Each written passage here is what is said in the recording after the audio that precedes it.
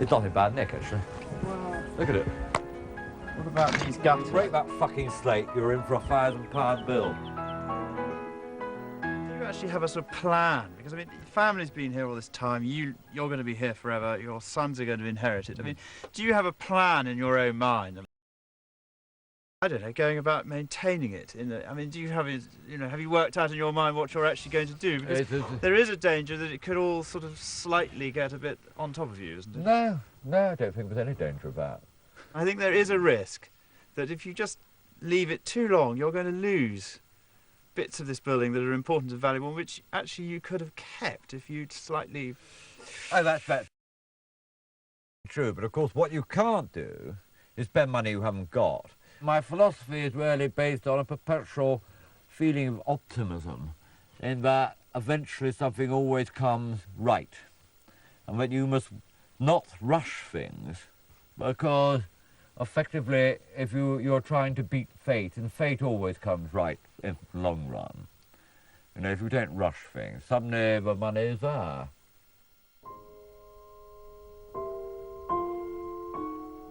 He's wonderfully sort of casual about, the interior decoration thing all sort of falling apart here, there and everywhere. And, if that's how one's happy to live, that's fine. But it doesn't look like a controlled environment. It looks like a sort of, this is about to turn derelict environment.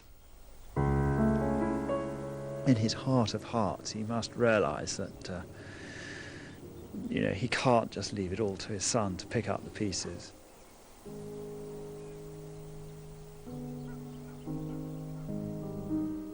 I could spend £1 million quite easily. If I had £1 million, I could put that house in apple pie order tomorrow. But, no, I haven't got £1 million, so there, just have to wait. A South African businessman of my acquaintance once said to me, as he leant across the desk with a sort of evil, he was an evil bastard, evil gleam in his eye. He said, "Frank, do you know what I've got?" And I said, "No, what have you got?" He said, "I've got fuck you money." And I thought then, and I think now, that there is no better definition of what I mean by rail money than fuck you money. You don't owe any bastard anything, and you don't want anything, so you've got fuck you money. I unfortunately owe quite a few bastards a lot of money, and I also want quite a lot of stuff. So I am a long way away from having fuck you money. In fact, if I had fuck you money, you wouldn't be here now.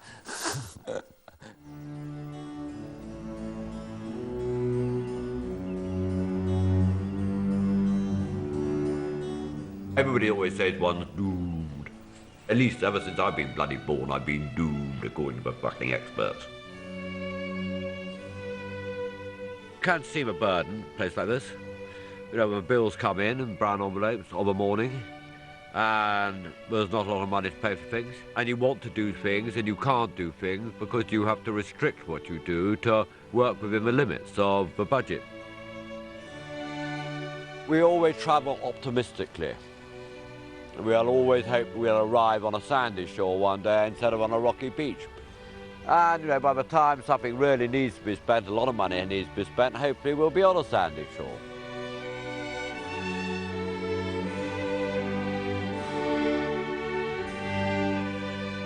We are the ultimate long-term investors. No people invest for the long term like landowners do. Nobody else does. But you have to give something back for future generations. I can look out and I can see that cedar over there, marvellous Lebanon cedar in the middle of the park. And I know that, I look at that and I think of Colonel Baldwin Fulford, who planted that around 1800, or John Fulford, who actually ended up in serious death and trouble in 1760. He did leave me the late. Although much land had to be sold to pay his debts, he has left us a legacy which I always thank him for. My father planted these trees in 1948, and he planted them for me. He had a feeling then, he had an idea that this was the way forward. But trees, if he planted them, would in 50, 60 years be a real asset for his still-to-be-born son. The really brilliant thing is that I can cut a tree and I can replant it. I can take the money and pay the debt or put the roof back on, but I haven't sold an asset like land or house, which I can never get back again. So you plant for Arthur, you plant for Arthur's son and his son's son. I'm drinking out of wine which was laid down by my father, my grandfather, and my great-great-great-grandfather. And Arthur will hopefully get a drink out of some of the things which I planted. Okay, quick. Oh! Humphrey, no. Right, now get back with the sodding camera, because you've got 1:30 seconds to take the fucking film. Stay. Hurry up! Just find the picture! Come on, hurry up, get back, take the photograph. Edmund, sit still. Come on, we've got to get a move on. We haven't got time to pose. Everybody's going to disappear. At the end of the day, the aim is to hand over what one received in a better state when one got it. This house is a trust, and it's a trust I hold to give as I receive, so it goes to Arthur. I have no fear that he won't be an extremely good steward of this property. A house like this is really a young man's house. It needs young energy. As you get older, your eyes dim, and you don't see the blemishes, you don't see the water coming in. Hopefully there are a few more years left of my era, and hopefully we can see that we are going up the mountain rather than coming down it. If you believe in an afterlife or a life after death, which I think I rather do, in fact I bloody well do, death is the biggest adventure, isn't it? The greatest adventure of your life is to die. If one really thinks of going up a big ladder and meeting all one's father, mother, and ancestors, grandparents, and way back, I don't want to be the guy who's screwed up, or the guy who, I'd say, "Look, sorry, it's all gone." You know, there's Mr. Smith of Goldman Sachs living there now, some other ghastly character, you know. I don't want to be the guy, no. Yeah, it'd be a bit more worrying dying if I thought I'd have to tell Dad and the rest of the crew that little message.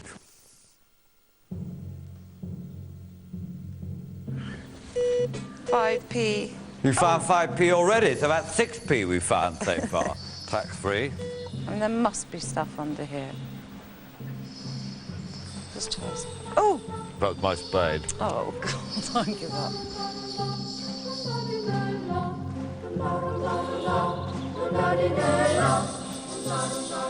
See what's so funny? When I put my ring under it, it comes up as a 1-cent piece. And the time before it came up as scrap. There's no point in doing that on the road, darling. They're not digging it up.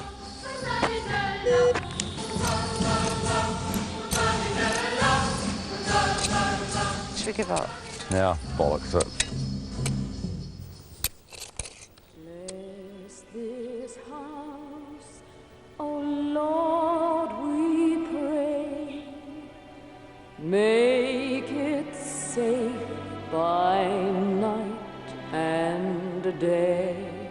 Still fancy that country estate? Tell us what you think about this programme at channel4.com/thinktv.